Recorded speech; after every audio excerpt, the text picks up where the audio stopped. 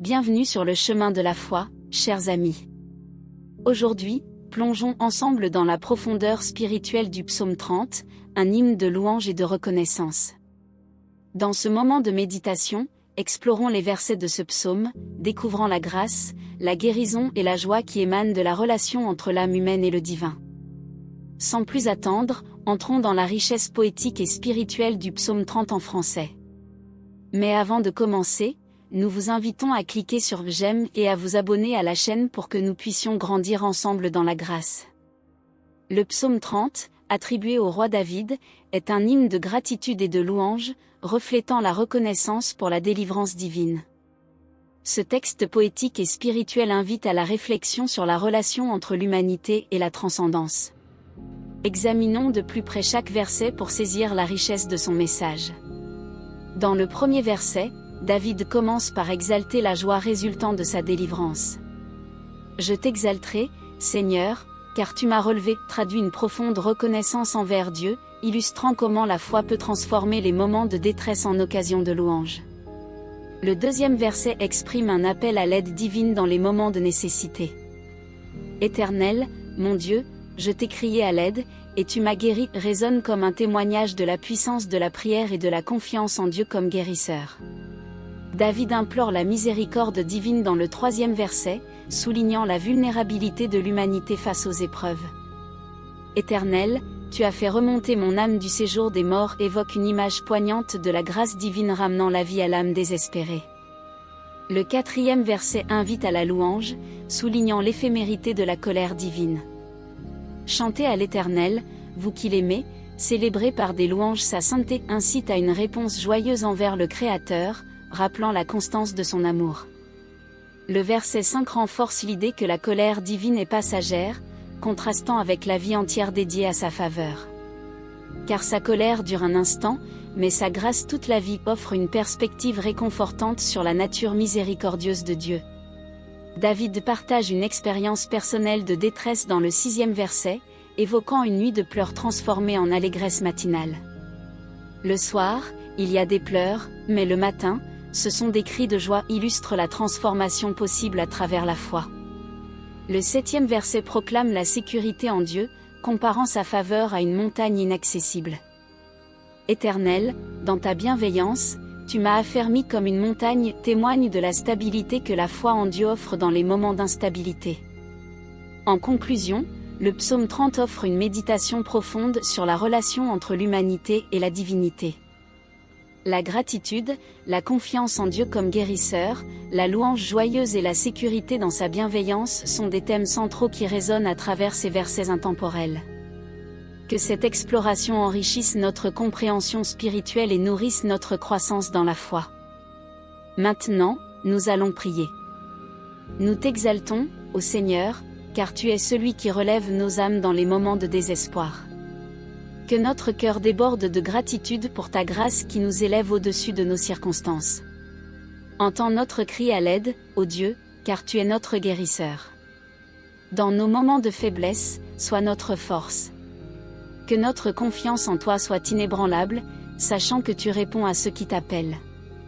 Nous implorons ta miséricorde, ô Éternel, conscient de notre fragilité.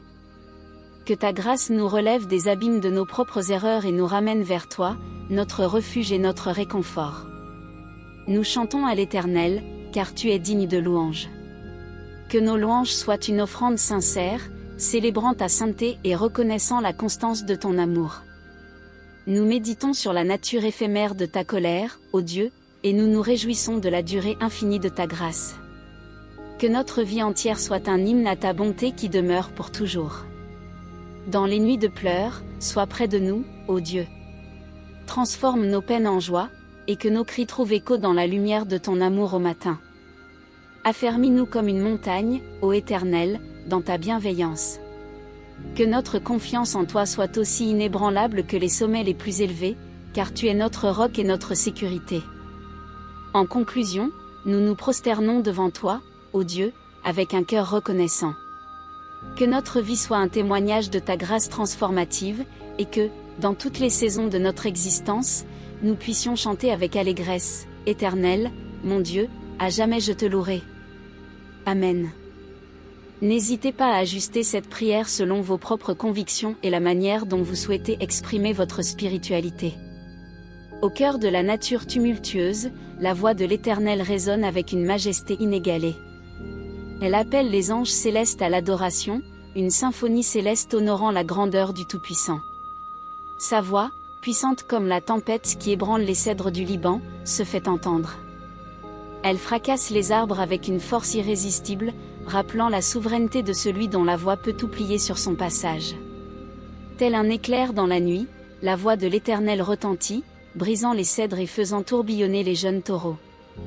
C'est une puissance transcendante, capable de transformer et de renouveler tout sur son chemin. Même dans le désert aride, la voix divine secoue les lieux les plus reculés.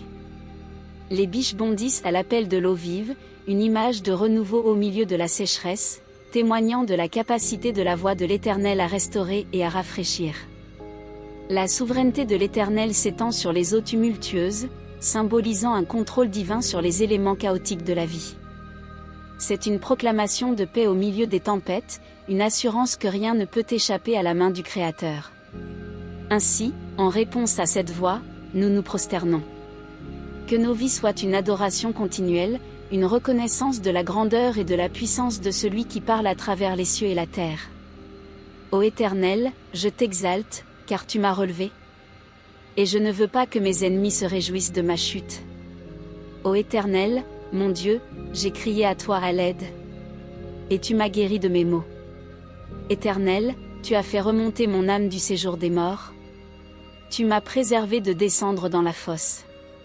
Chantez à l'Éternel, vous qui l'aimez. Célébrez par des louanges sa sainteté.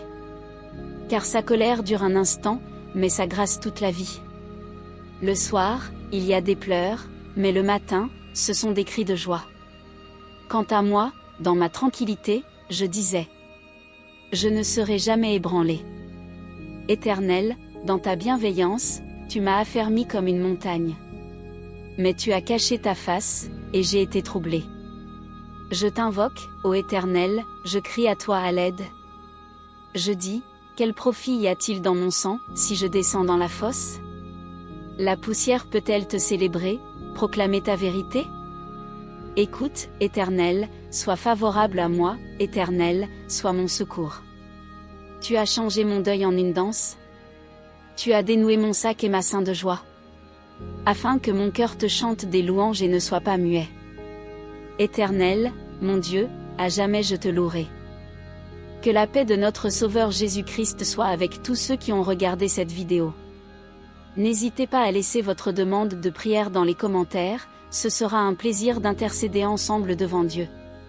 Si cela vous a plu, mettez un j'aime, abonnez-vous à la chaîne et partagez avec ceux que vous aimez. À bientôt.